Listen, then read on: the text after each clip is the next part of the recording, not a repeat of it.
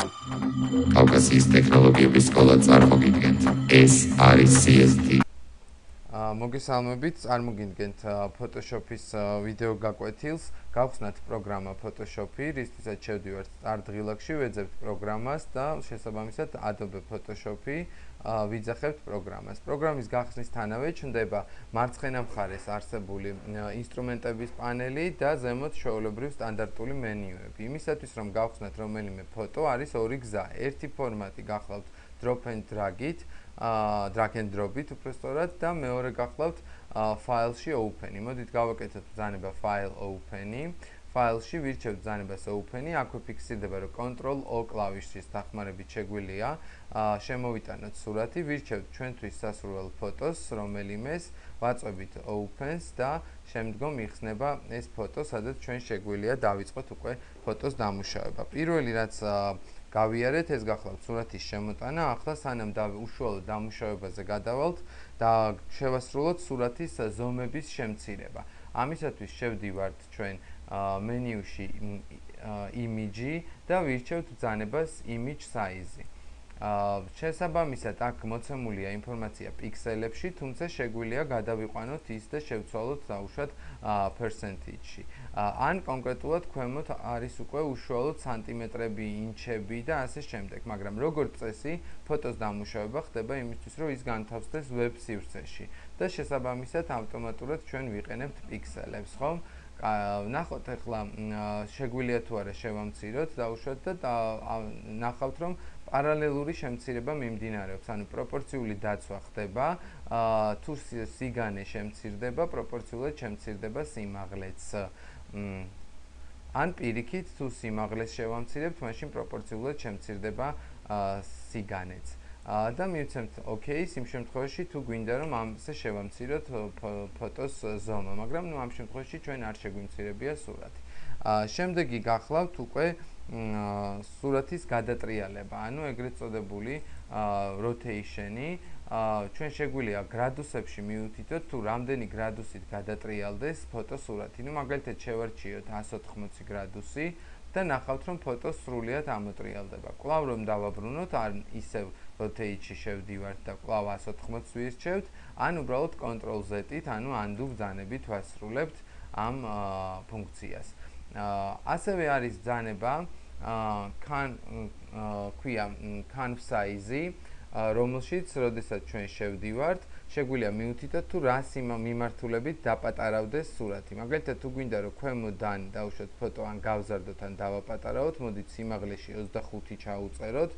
აი ნახავთ რომ ფოტოს ქვემოთ შეიქმნა დამატებითი სივრცე, რომელზედაც თქვენ შეგიძლიათ რაიმე დავუშვათ ტექსტი დაწეროთ. ნუ თუ არ გინდათ რომ სურათზე ზემოდან იყოს ტექსტი. ან სხვა პატარ-პატარა ამ სურათების კოლაჟები დავუშვათ რომ განათავსოთ, რომ ამ ფოტოსესიიდან დავუშვათ. ან undo ბრძანებით უბრუნდებით უკან. შემდეგი ბრძანება უკვე გახლავთ ინსტრუმენტების პანელების განხილვა. მოდით ვნახოთ პირველივე ბრძანება, ეს გახლავთ რიგით მეორე ბრძანება, ეს გახლავთ ბრძანება, რომელთაც ხდება მონიშნა სხვადასხვა ფორმით. პირველი ფორმა მონიშნის გახლავთ კვადრატული ფორმა, რომლის ასარჩევათაც ჩვენ უნდა ჯერ დავაჭიროთ კლავიშის მაუსის მარჯვენა ღილაკს, რომ გამოვიდეს ეს კონტექსტური მენიუ და შემდეგ შევარჩევთ უკვე ჩვენთვის სასურველს უკვე მარცხენა კლავიშით. მაუსის ისარს მივიტანთ ჩვენთვის სასურველ ადგილას და მოვნიშნავთ სურათს რაღაცა ნაწილს. და როგორც ხედავთ, მონიშნა განხორციელდა, ეკრანზე ციმციმებს რაღაცა კონკრეტული არე, ეს იმას ნიშნავს, რომ თქვენ შეგიძლიათ შეასრულოთ რაღაცა მოქმედებები აქ. მაგალითად, ჩავასხათ უბრალოდ ერთ-ერთი ფერი, ფერის ჩასხმა ხდება არჩევა დავუშვათ ფერის ქედან და ამ ინსტრუმენტზე შემდეგ უკვე ფერის ვაწვევით ხელს, გამოგვაქვს ფანჯარა, სადაც ფერს შევარჩევთ, ვაწვევით ჩასხმას და როგორც ხედავთ, ჩაისხა და სახის მხოლოდ ეს ნაწილი გაფერაძდა ამ ფორმით, ის არ გადავიდა ნიკაპის ქვედა ნაწილზე. რაც შეეხება ამ ბრძანებების გაუქმებას, რასაკვირველია, ჩვენ შეგვიძლია გავაკეთოთ ბრძანება undo ან ეკრანის მარჯვენა მხარეს, თქვენ ხედავთ მოთავსებულია history სადაც შეგვიძლია უკან დავაბრუნოთ სათითაო ნაბიჯით. კარგით, მოდით დავბრუნდეთ ისე, რომ იყოს მთლიანად მონიშნა და ვნახოთ სხვა ტიპის მონიშნა. ანუ შემდეგი ტიპის მონიშნა გახლავთ უკვე ელიფსური მონიშნა. მარჯვენა ღილაკს დავაჭიროთ კვლავ და გამოჩნდება უკვე წრე, სადაც ავირჩევთ და თქვენ შეგიძლიათ მაუსის დახმარებით მონიშნოთ სხვადასხვა ფორმის ოვალი და ამ შემთხვევაში იგივე პროცედურები შეგიძლიათ განახორციელოთ, რა პროცედურებსაც ანხორციელებდით კვადრატულ ან მართი კუთხის მონიშნებზე.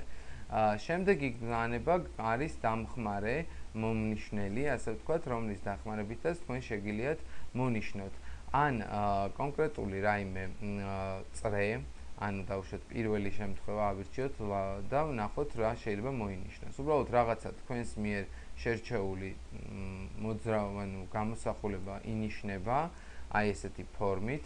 არის კიდევ მონიშნვის სხვა ფორმები, ისევ შევარჩიოთ მარჯვენა ღილაკით მეორე ვარიანტი, სადაც უკვე სწორხაზოვანი მონიშნა ხდება, სხვადასხვა გრადუსით განსხვავდება ეს ხაზები ერთმანეთისაგან, ანუ და შეერთების წერტილში მიღებული წრეზე დაჭერის დროს, აი ნახეთ, როდესაც ერთდება თვითონ ნიშანს უჩნდება მრგვალი წრე, შესაბამისად ამაზე დაჭერის დროს ის უკვე შეიკრება და ბოლო ყველაზე პრაქტიკული ფოტოს დამუშავების დროს ეს გახლავთ ის ინსტრუმენტი, რომელიც უშუალოდ კანტს მიყვება. მოდით ვნახოთ მისი შერჩევის დროს, გამოვყოთ სახის ოვალი.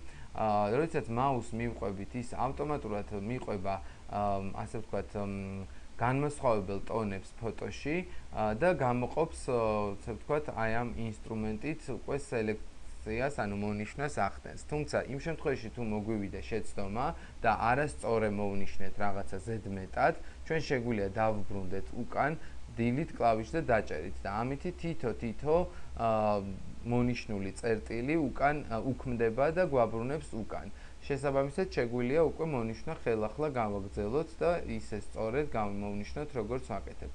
რაც უფრო ნელა ვამოძრავებთ მაუსს, მით უფრო მეტი სიზუსტით და მეტი წერტილები გამოიკვეთება, ხოლო იმ შემთხვევაში თუ ჩქარა გავამოძრავებთ, მით უფრო მეტ შეცდომას უშვებთ. ამითი და ჩვენ მონიშნაც შევასრულეთ და პრინციპში მონიშნები დასრულებულია. მოდით ვნახოთ ინსტრუმენტი, რომელიც სახეზე არსებულ დეფექტებს გამოასწორებს, ფოტოში არსებულ დეფექტებს. ეს გახლავთ სპოტის გამსწორებელი, ასე ვთქვათ, ლაქების გამსწორებელი ეფექტი, რომლის შერჩევისას თქვენ შეგიძლიათ უბრალოდ გაზარდოთ ზომა ან დააპატარაოთ აი აქ არსებული პანელის დახმარებით, ეს წრე რომ გაიზარდოს დიდი ან იყოს უფრო პატარა და შესაბამისად თქვენ ამოწმებთ რამ ხელა გნებავთ რომ იყოს და უკვე ოდნავ დავაპატარავეთ, დავუბრუნდით, დავუშვეთ ფოტოზე, დავაჭირეთ დეფექტის ადგილს და როგორც ხედავთ, დეფექტი გაქრა. თუმცა ჩვენ გვაქვს კიდევ სხვა დეფექტებიც ეკრანზე, აი ოდნავ გავზარდეთ ჩვენ ეს ნიშანი, ეს არის კვადრატული ფრჩხილების კლავიშით და ასევე არის აქაც დეფექტი, სადაც კიდევ უფრო გავზარდეთ და როგორც ხედავთ, გავაქრებთ. შეგვიძლია თუ არა გავაქროთ ხალი. სასაკვირველია, ხალის გაქრობა შეგვიძლია, ვაპატარავებთ მას ხალის ზომამდე, ვაწვევით და ხალიც გაქრება. ამითი ზოგადი ფოტოს დამუშავება ყოველგვარი ფერების და კონტრასტების ცვლილებით დასრულებულია. შემდეგ გაკვეთილზე მიმოვიხილავთ უკვე უშუალოდ თვითონ ფოტოს დიზაინერულ დამუშავებას.